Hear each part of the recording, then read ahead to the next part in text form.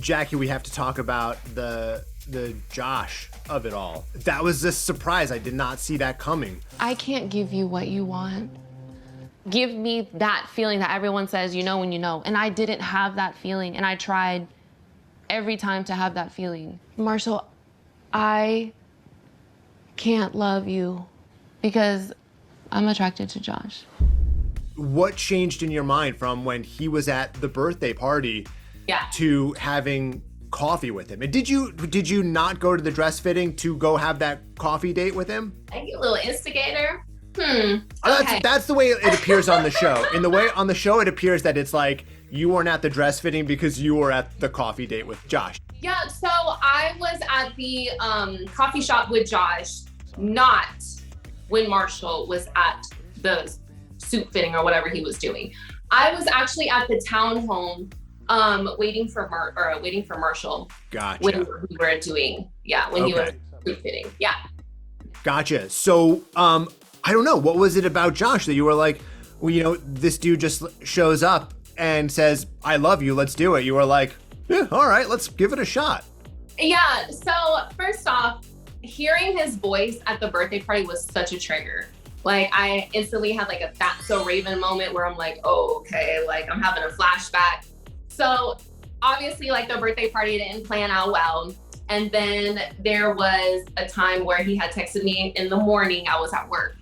And he just like apologized and he was just like, look, like, let's do a little off-camera conversation. So after work, I went and had an off-camera conversation with Josh. And it was a very good, riveting moment, basically, like really strong. And I was kind of just like, okay, that's cool. Is that relationship still ongoing, or is it a better relationship than you had with Marshall?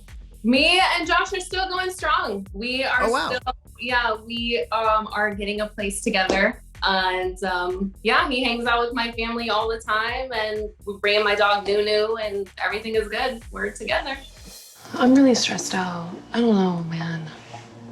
I don't know. I don't think I can do this, honestly. I'm really stressed out. Stressed out about? I'm really stressed out. This is a lot. Jackie, I mean, obviously you were one of the people who had to make kind of a binary choice between two people that you were really into. Walk me through that. I mean, it's pretty well laid out on the show, but like, you know, the choice between Marshall or Josh in the pods, what was the thing that made you say, no, Marshall's the guy for me on this? Marshall came in and we kind of had like this conversation, and he had already cut everybody off for me, and I didn't cut off Josh yet, obviously. So we kind of just had like a conversation, and then he kind of like found out that, you know, I still was involved with Josh. Whatever happened in the pods between, or in the lounge between those two, is, you know, men's business. And then coming back into the pods, you know, he was just kind of like, I handled it. You don't have to deal with that no more. And I was kind of just like, okay. And then when he said, you know, men handles men's business, I'm not gonna, me as a woman, I'm just gonna, you know, follow my man's lead and just kind of be like, okay, well, if that's what it is, then that's what it is. I feel like there could be a potential for you to be heartbroken. I mean, it can happen. It doesn't feel good knowing that you are competing with somebody else for somebody you love. But I'm hoping I don't lose when it comes to her. So we'll see what happens. What were those first few days like with Marshall? I mean, it feels like you guys had a pretty good relationship for a while. Yeah, me and Marshall, we were always cracking jokes. We were always laughing. We were kind of just like warming up to each other. And it was kind of like, I want to say more of like a friend relationship. Like we're kikiing and we're kind of just like trying to figure out where we stand and how good of a foundation that we have. Yeah. So the first couple of days was cool. I'm not gonna lie. When did it become less cool? It seems like there was pretty pivotal conversation that happened off camera, but what were the issues leading up to that? Yeah, so there was some derogatory comments that were made from Marshall, and I won't talk too much about that because they're quite offensive. And I kind of took that as like, well, you already, you know, said what you wanted to say, then I'm cool. I don't need to be in this relationship no more. And that's when I was just like, all right, I'm gonna go ahead and do me. So you felt like he was disrespectful to you, and that was one of the things that led to this not working out? Yeah, there was some disrespectful things that had happened off camera, and I'm just the type of woman that I'm not going to tolerate no disrespect regardless of who you are. Why would you not talk about it on the show? I didn't want to talk. There was half of the portion about like the whole project and molding, and there was a quite very offensive term that I think that would upset a group of people, and I kind of didn't want to bring. It was brought up on camera, but I'm not sure if it aired or not. Do you, Chelsea, take Kwame to be your lawfully wedded husband? Do you promise to support him in sickness and in health, in joy and in sorrow, in good times and in bad?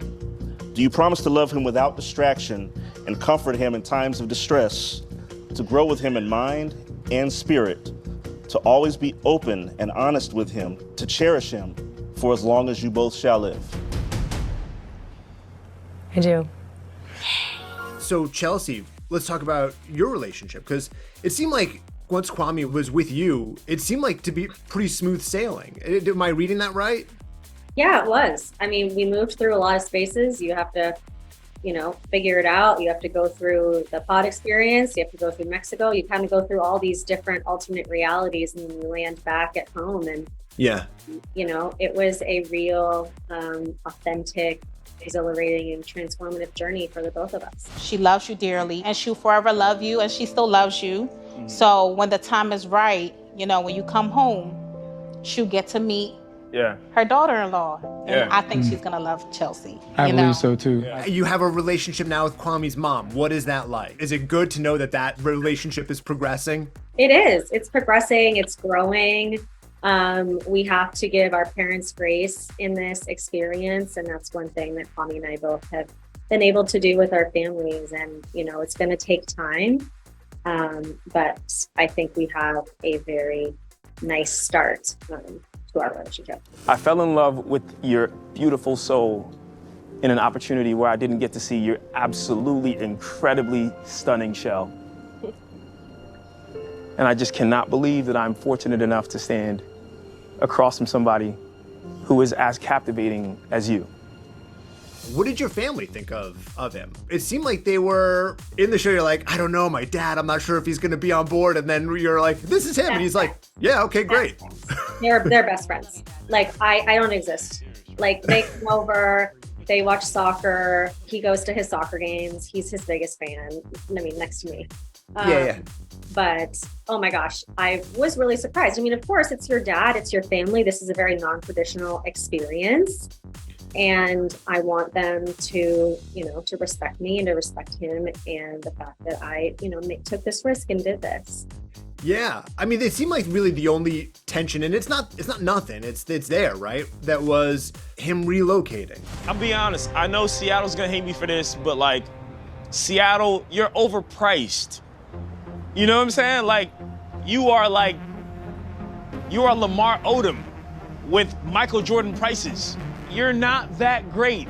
How is he doing since then? That's something that I never really thought about in the process of these sort of reality dating shows, is like picking up a life and that's been established and moving it to a new place. That's a lot. That's anxiety provoking. It's picking up a life overnight. I mean, we got married and moved in overnight together. I mean, it is very, very fast. There's going to be growing pains. Yeah. There were moments where we grieved our old lives. We never went back to our old apartments, our old things. I mean, we were now building together.